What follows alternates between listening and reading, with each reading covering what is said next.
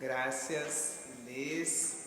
É uma alegria muito grande estar aqui e um nervosismo proporcional à alegria. Foi muito bonito ouvir você citar a Maya Angelou, e eu tinha falado dela esta manhã e dizendo que a Maya Angelou, em algum momento da sua vida, ela diz que um jeito de enfrentar a timidez foi saber que cada vez que ela subia ao palco, ela não subia sozinha. E antes de entrar no palco, ela chamava todas as que vieram antes dela e dizia, vem comigo. E também chamava as que vieram depois dela e dizia, vem comigo. Então a fala que eu vou trazer essa manhã aqui para nós é uma fala no plural, de muita gente que vem comigo. Alguns levantaram de madrugada no Brasil para acompanhar essa conversa. Eu vou pedir licença para falar em pé, porque tem uma apresentação, senão fica um pouco difícil. E quando eu falo desse coletivo que vem comigo, acho que agora eu uso outro microfone, né? Muita tecnologia. Esse coletivo que vem junto é um coletivo de uma biblioteca comunitária Caminhos da Leitura, o IBEAC, que é o Instituto Brasileiro de Estudos e Apoio Comunitário, uma rede de bibliotecas comunitárias, a rede Litera Sampa, que junta 3 municípios de São Paulo, e a rede nacional de bibliotecas comunitárias. Bibliotecas que nascem da ausência, às vezes a gente fala da ausência do Estado, mas muitas vezes é de uma presença seletiva, de um jeito que o Estado escolhe de estar nas áreas mais periféricas do país. Estar apenas com algumas políticas, a escola, o serviço de saúde e a segurança pública. A segurança pública, muitas vezes, para não deixar que aquela população chegue até o centro. E quando a gente cria bibliotecas comunitárias, a gente está falando do direito humano à literatura.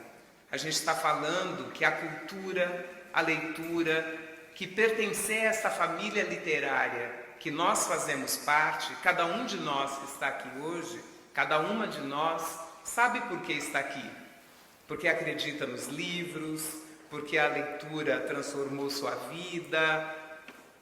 Por que isso vai acontecer só para alguns de nós? Então, as bibliotecas comunitárias têm este empenho de dizer que aquilo que é bom para nós, que aquilo que a literatura nos deu, não pode ser um privilégio, mas precisa ser um direito. E aqui eu trago, sobre ler no cemitério, 2 imagens que nos levaram a ir a um cemitério na cidade de São Paulo e criar uma biblioteca.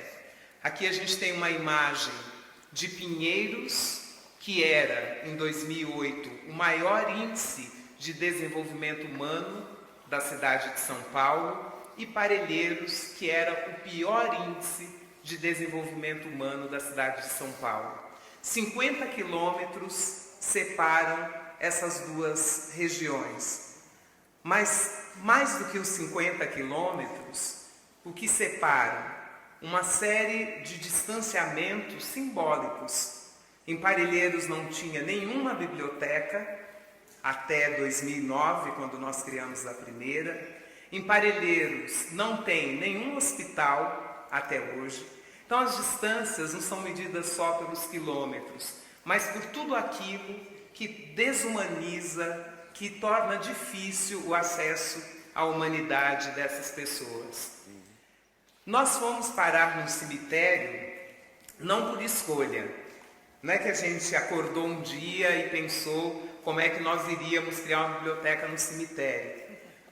Encontramos um grupo de jovens que queria abrir a biblioteca da sua escola, que estava fechada há 1 ano, porque a professora que cuidava da biblioteca tinha mudado de lugar.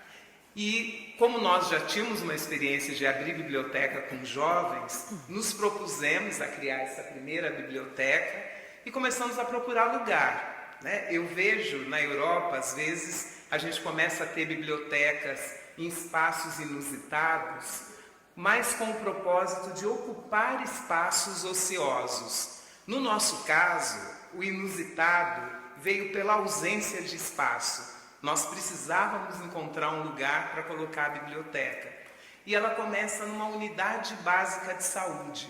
Tinha uma salinha dentro dessa unidade de saúde e nós começamos a montar a biblioteca lá. E aí o que aconteceu é que quando uma biblioteca ela vira lugar de encontro de uma comunidade, você começa a ouvir o que está acontecendo.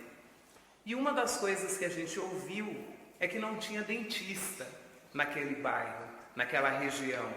Não tinha dentista e aquela comunidade começa a se organizar para pedir para o dentista chegar. Quando o dentista chega, ele precisava de um espaço. E o espaço disponível era da biblioteca.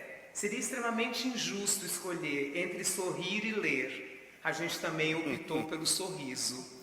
A gente queria que as pessoas tivessem dentes para sorrir, porque isso precisa, é necessário tanto quanto ler. E aí a biblioteca precisava sair do lugar, precisávamos encontrar um outro lugar, e a própria comunidade começou a ver, olha, onde é que pode, num lugar que falta espaço, onde é que essa biblioteca pode se instalar? E alguém lembrou que a casa do coveiro estava desocupada. E aí, quando a gente deu a notícia para os jovens, olha, falaram que a casa do coveiro está livre.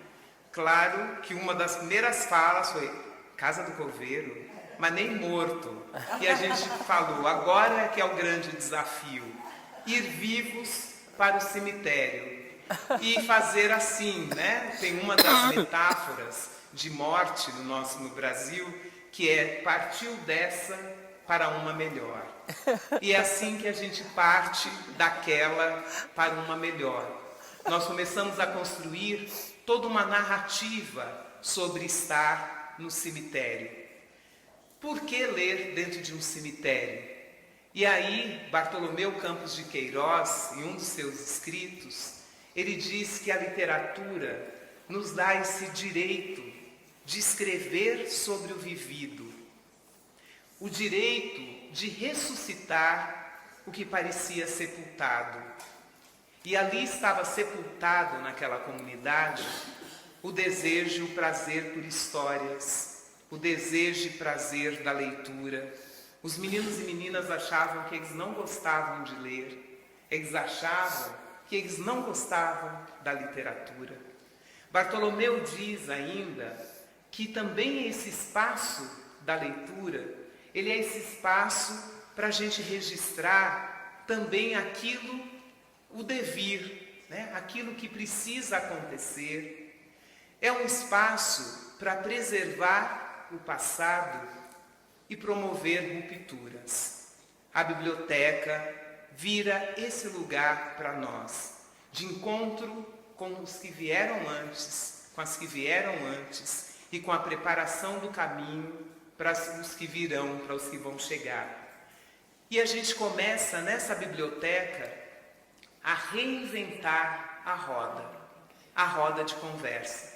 A biblioteca passa a ser um lugar para os livros, mas não só. Passa a ser esse lugar, e aqui tem gente daqui, desse momento, presente nessa foto. Nós começamos a fazer tudo o que nós podíamos fazer para que essa biblioteca se sentisse integrada a uma rede de cultura, a uma rede de leitura. E parte da estratégia foi essa que Inês contou, né? Quando a Inês esteve lá na Caminhos da Leitura, foi uma volta emocionante. Um trajeto de 50 quilômetros foi feito em 4 horas de ônibus. Normalmente se faz em 1h30, 2 horas. Mas o que nós construímos como estratégia? Convidar todos os escritores que chegavam perto da gente para ir lá nessa biblioteca. levar os jovens e as mulheres para todos os eventos de literatura que acontecem na cidade. Porque como é que você consegue quebrar essas distâncias? Nos movendo, nos aproximando. Nós fizemos essa aproximação com as obras literárias. Nós lemos os nossos autores periféricos, mas lemos tudo aquilo que é considerado cânone literário. Nesse exato momento, não daqui a algumas horas, que eles vão se encontrar às 9 horas, nós temos 30 jovens se encontrando para ler Virginia Woolf. Nós escolhemos 5 autores e pedimos que eles nos indicassem, cada um deles, 10 obras que eles acreditam que todo jovem deveria ler. Só que nós levamos para esses autores algumas consignas, que metade dos autores fossem autoras. Para um autor de literatura negra, nós pedimos que metade fossem autoras e que tivesse ainda diversidade de gêneros literários. Para um autor, nós pedimos só textos contemporâneos, mas que também metade fossem mulheres e que pelo menos 30% fossem negros e negras. É uma biblioteca comunitária levando a diversidade para quem está no universo da produção da literatura. Esses diálogos têm feito com que as distâncias entre Parelheiros e Pinheiros, Parelheiros e todos os outros universos literários diminuam. Na biblioteca, nós fizemos também todo um exercício de conseguir falar da nossa história e escrever sobre ela.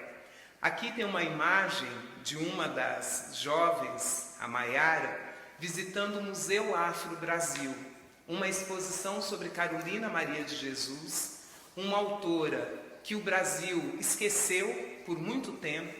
O lançamento do seu livro conseguiu congestionar o centro da cidade de São Paulo.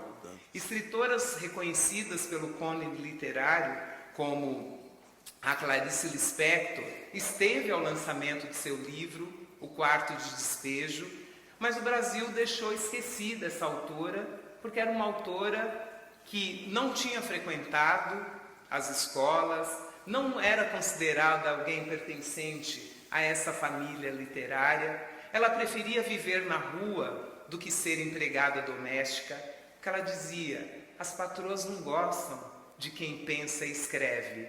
Ela preferia viver na rua. Carolina Maria de Jesus morreu perto da nossa biblioteca, perto desse cemitério, mas ela não foi enterrada lá. Carolina e sua obra não era conhecida pelos moradores daquela região. E nós colocamos como princípio da Biblioteca Caminhos da Leitura que todos e todas que frequentam a nossa biblioteca tenham acesso ao seu texto. E um dia a gente pôde visitar o museu, e o Museu Afro-Brasil virou um pouco o quintal dessa biblioteca. Os jovens vivem lá visitando a biblioteca que tem o nome de Carolina. Com esses jovens, esse é um dos jovens, Bruninho, que algumas pessoas aqui também conhecem. O Bruno é um dos jovens que está há 8 anos na biblioteca. Esses jovens chegam para construir essa biblioteca aos 14, 15 anos de idade. Hoje a biblioteca vai fazer 10 anos. Eles são os primeiros universitários, não só das suas famílias, mas os primeiros universitários do bairro, porque os professores também vêm de fora, os professores de Parelheiros. E esses meninos começam a refletir sobre a força e o poder que a literatura tem em suas vidas. Eu estou fazendo meu mestrado sobre literatura e viagem. Chama de Parelheiros para o Mundo. Nós estamos refletindo como é que uma biblioteca, na casa do coveiro de um pequeno cemitério da cidade de São Paulo, conseguiu chegar à Feira do Livro de Madrid, conseguiu chegar a tantos outros lugares. Alguma coisa aconteceu aí nesse caminho. E aí nós estamos refletindo o que é ler e viajar. Como é que esses dois verbos se conjugam? E aí Bruno eu estou ouvindo todos os jovens, e ele diz algo que fala muito sobre o estar aqui, hoje, nessa feira do livro, podendo falar para vocês. Ele fala que ler e viajar é indissociável. Quando eu leio, percebo meu corpo fazendo um outro trajeto. Ler e viajar acontece junto para a gente da periferia. Ler acontece no corpo. Lendo e viajando, percebi que o mundo era maior do que eu via pela janela da minha casa. O que as bibliotecas comunitárias têm feito é diminuir as catracas, os pedidos de documento, comprovantes de endereço, os motivos da leitura e colocar mais janela. Fazer com que as bibliotecas sejam janelas que nos ajudem a olhar e perceber que a nossa vida vai além do que o quintal da nossa casa. O texto literário tem proporcionado isso para os frequentadores da nossa biblioteca. Nós temos feito esses momentos de leituras coletivas, esses momentos de estudo, de crítica literária.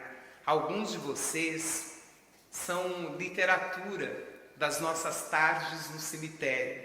São tardes lá em Parelheiros, a temperatura é um pouco mais baixa do que em outras regiões da cidade de São Paulo, e tem um fenômeno que se chama lá de cavalo branco, que é uma neblina que chega repentinamente. A biblioteca, como ela é muito pequena, nós ficamos no quintal, e nesse quintal a gente leu a Maria Emília, que está aqui, Maria Drueto, Silvia Castridion.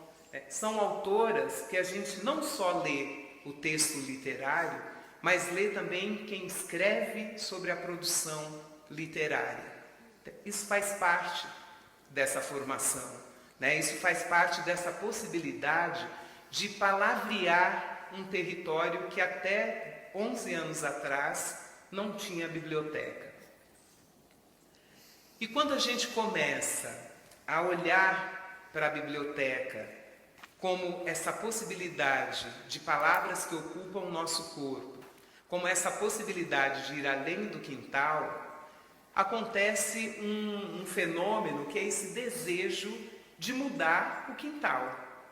Aqui é uma das ações que essa biblioteca gerou com outros parceiros, que são as ruas adotadas. Porque se eu quero que a literatura ocupe as nossas vidas, que a biblioteca seja um centro de transformação da vida das pessoas, essas transformações se dão de formas muito concretas. Como é que eu posso, no meio desse caos, ir construindo ordens? E um dos princípios é essa associação entre a literatura como arte, o livro como arte e o embelezamento do nosso entorno como uma participação e construção da arte. As ruas adotadas, elas são transformadas com a produção de tintas de terra. Essas são cores que estão lá em Parelheiros, terra e cola. Todo mundo vai para a rua, produz a tinta, limpa a rua e começa a transformá-la e dá uma identidade para essa rua. Dizer, perceber que a rua é um lugar para ser ocupado, um lugar para ser ocupado com beleza, com arte, com literatura. Depois que a rua é adotada, depois que a rua é pintada com essas tintas de terra, os mediadores e mediadoras de leitura passam a ir com frequência para a rua para ler. Nós estamos falando de um contexto em que muitas pessoas não são letradas. Tem muita gente ainda que não sabe transformar esse código, que não tem acesso ao livro, e quando ele chega, ele não tem acesso ao domínio da leitura e da escrita. E os mediadores, jovens mediadores, vão para as ruas e fazem esses momentos de leitura. Nesse melhorar do entorno, dentro da biblioteca, se descobriu que nós tínhamos os mais altos índices de pessoas com doenças desencadeadas por má alimentação. E a ironia é que Parelheiros é o lugar que produz alimentação orgânica para o restante da cidade. Em Parelheiros há uma região de manancial, uma área de manancial, que produz, onde está lá, de cada 5 copos de água que se bebe no restante da cidade, 3 saem de Parelheiros. E os maiores problemas de alimentação estavam lá. E como é que a gente descobriu isso? Na aproximação com os serviços de saúde e nas conversas dentro da biblioteca. Rompendo os silêncios dentro da biblioteca, nós começamos a falar sobre isso. E nessas conversas, então a gente pensou, é tarefa de uma biblioteca pensar em alimentação? Talvez não deveria ser. Mas se a gente quer ter leitor, embora nós estejamos no cemitério, a gente não quer só gente morta, a gente quer as pessoas vivas. Para elas estarem vivas, a gente precisa pensar no corpo delas como um todo. E aí essa biblioteca começa a pensar a questão da alimentação saudável, começa a frequentar os centros de produção de orgânicos, onde as famílias plantam e vendem. E hoje a gente construiu, aqui tem a imagem de um desses sítios, da cozinha Amara, das crianças que saem do centro da cidade e também de lá de Parelheiros, para plantar, para conhecer, para saber de onde vem esse alimento, para poder se colocar contra o consumo de veneno. E aí dentro da biblioteca a gente passa a ter um acervo que fala das temáticas ambientais. Um acervo de literatura dos autores indígenas. São 5 aldeias indígenas em Parelheiros. E aí a biblioteca ela vai se enraizando dentro da sua comunidade. Então um lugar que a gente sai de uma discussão de morte para pensar a vida, para levar a vida para o entorno. Com essa biblioteca a gente tem conseguido tirar Parelheiros do pior lugar para se viver e transformar no melhor lugar para se nascer. E esse desejo de fazer de Parelheiros o melhor lugar para se nascer, nasce também das reflexões da biblioteca. Nós entramos em contato com o Nati Perlegeri. Aqui está a Helena, também da Feira de Bolonha. E quando a gente soube, a gente já conhecia a Maria Emília, e a gente soube de outras pessoas, também Holanda Reis, do poder que a literatura tem desde a infância, a gente falou, a gente quer isso para a gente também. A gente quer isso garantido como direito humano. E a gente pensou, como é que a gente leva a literatura desde o momento que as crianças nascem? Só que as crianças de Parelheiros não nascem em Parelheiros, porque lá não tem maternidade. Então elas nascem num outro bairro que está a mais de 20 quilômetros de onde elas moram. 20 quilômetros em ônibus, em 2 ou 3 ônibus, levou alguns casos de gravidez de risco a óbito. A gente poderia dizer, isso não é assunto da biblioteca. Mas a gente falou, se a gente quer gente viva, a gente não quer ir para o cemitério só para chorar os nossos mortos. A gente quer garantir a vida. E aí a gente pensou, como é que a gente pode fazer para que esse momento do nascimento seja um momento de festa, de tranquilidade? E aí criamos a Casa do Meio do Caminho, que chama No Meio do Caminho tinha uma casa, fazendo referência a um dos poetas, o Drummond. Então, como é que a gente tira uma pedra do meio do caminho e coloca uma casa de afeto, uma casa de acolhida? Essa casa, ela começa pela biblioteca. Ela começa com uma biblioteca, que nós temos a escritora Stella Barbieri, inaugurando esse espaço com um de seus livros, o Quero Colo, que a gente fala, é um momento de dar colo para essas mães e para esses bebês. A Dolores Prades também está nesse momento conosco.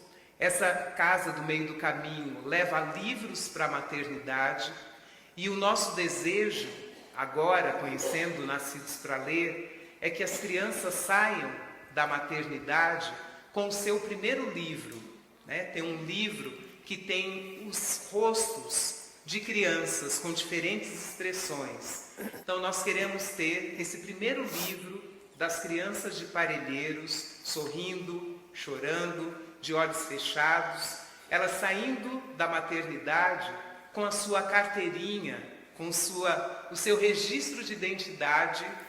Não é simpático você sair da maternidade com o registro de identidade do cemitério, que a biblioteca está lá, mas a biblioteca se chama Caminhos da Leitura. Então a gente quer fechar esse ciclo do começo ao fim. Então sair da maternidade com a sua identidade literária também, com seu registro de nascimento a essa família, a essa comunidade leitora. E já sair com o primeiro livro. E a gente já tem planejado, Dolores Prades, também o segundo, que é um livro sobre a pele, sobre o toque, com poesia. Aqui a gente vai ter a oportunidade de conhecer alguns programas que têm feito chegar os primeiros livros para as famílias brasileiras no Brasil. Os primeiros, a gente encontra em algumas casas essa coleção de livros que a Fundação Itaú proporciona, chegando 2 livros ao ano, e eles estão lá, dentro das casas, construindo a sua primeira estante. E a gente quer ampliar esses livros, levar as pessoas a produzirem essas poesias, levar as mães a fazer essa conversa junto com as crianças.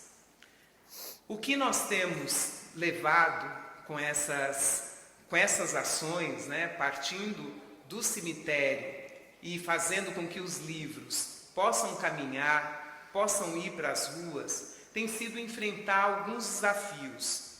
Enfrentar o desafio dessa mentalidade de que os jovens não leem, de que a periferia não lê, de que os livros vão acabar. É verdade, a gente não tem uma livraria em Parelheiros e essa é uma realidade em outras periferias. Em algumas a gente consegue ter bibliotecas que têm chegado por equipamentos como os SESCs, que a gente vai ouvir aqui também sobre eles, ou os CELS, e as bibliotecas comunitárias que têm feito os livros chegarem. É um desafio quebrar esse preconceito de que os jovens não leem.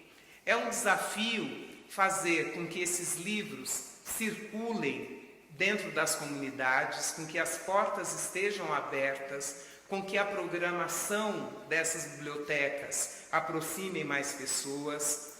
É um desafio ainda grande nós levarmos a mediação de leitura para dentro das escolas, que os jovens saiam de dentro das escolas como leitores. Então, uma das ações que a Biblioteca do Cemitério tem feito é trabalhar com a formação dos professores como mediadores de leitura. Como é que professores podem despertar aquilo que acontece conosco, de indicar um livro e a gente sair com vontade, Cada um de nós, a gente viaja trazendo um monte de livro para as nossas viagens e já deixando um espaço na mala para aquilo que a gente vai levar de volta. Como é que a gente pode fazer com que isso que acontece conosco aconteça também com as pessoas que estão nas áreas periféricas dos nossos países? Você está o tempo todo indicando livros, desejando ter acesso a esses livros. Então, esse é um grande desafio que as bibliotecas comunitárias têm procurado enfrentar. E dessa forma, a gente tem feito, hoje, quando a gente está lá, a Biblioteca Caminhos da Leitura, abrindo caminhos, se juntando com outras redes de bibliotecas, transformando essas redes numa rede nacional que dialoga com as redes de bibliotecas públicas, com as redes de bibliotecas universitárias e bibliotecas escolares. O que nós nos propusemos a fazer é fazer desse lugar de ausência de livro, desse lugar de, para nós que estamos no cemitério, de silêncio, de morte, um espaço de vida, de transformação, de fala. Que a gente possa, de verdade, fazer com que cada biblioteca, com que cada livro que chega até nós, seja uma possibilidade de diálogo, de reinventar rodas de conversas e de leitura. Muito obrigada e bom seminário para nós.